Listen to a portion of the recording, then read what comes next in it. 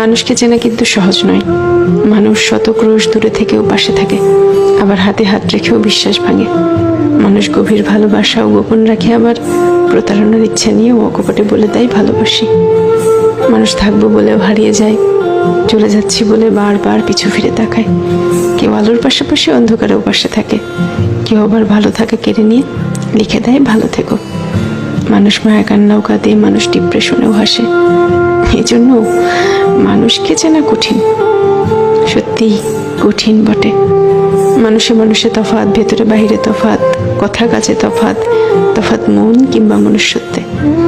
তাই মানুষ চেনার ব্যাপারে খুব বেশি আত্মবিশ্বাসী হতে নেই। কাউকে পুরোটা চিনে ফেলেছি ভাবলে কষ্ট পাওয়ার সম্ভাবনা বেশি থাকে, সত্যিই বেশি থাকে।